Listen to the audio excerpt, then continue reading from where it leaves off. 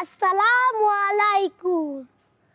আপনারা জানেন ঈদ আসলেই আমাদের বাসায় একটি বড় সমস্যা আছে, কিন্তু আমার কাছে সবচেয়ে ছোট্ট সমস্যা। প্রতি বছর দেখি তো, তাই। কিন্তু জানেন সমস্যাটা কি? মা বলবে, এই দেখি তুই একটি জামা কিনবি।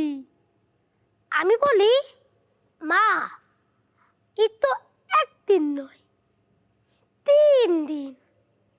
প্রথম দিন নতুন জামা, দ্বিতীয় দিন আত্মীয়র বাসা, তৃতীয় দিন ছবি তোলা।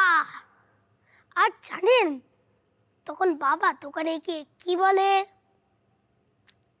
ভাই, এটার দাম কত?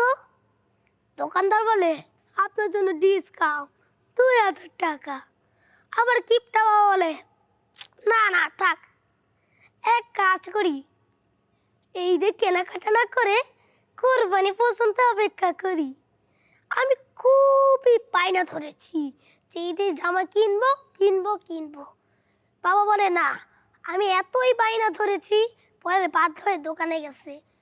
পরে বাবা এত ঝামেলা করে যে 300 টাকা দিয়ে 3টা জামা কিনা দিছে।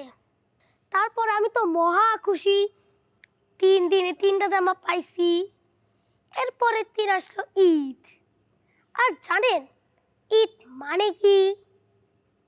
ঈদ মানে হলো সালামি, আর সালামি মানে হলো আসসালামু আলাইকুম।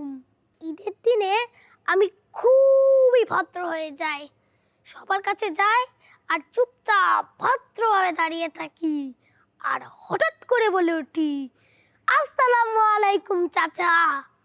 আর চাচা বলে, ওয়ালাইকুম আসসালাম ভাতিজা। তখন আমি আবার চুপচাপ দাঁড়িয়ে থাকি।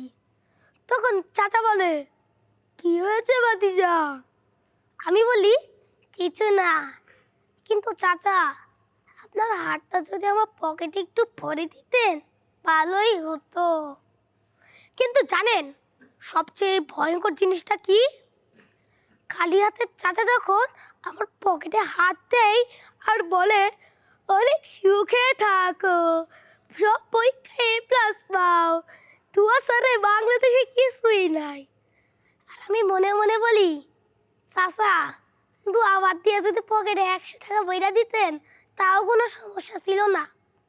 তারপর চাচার তো কাছ থেকে তো আমি আর কোনো টাকা পাইলাম না, তো চাচির কাছে গেলাম, দেখি কি পাই। পরে আমার ভাতিজা এসে বলে, সালামি ছাড়া আপনারা যাইতে দিব না।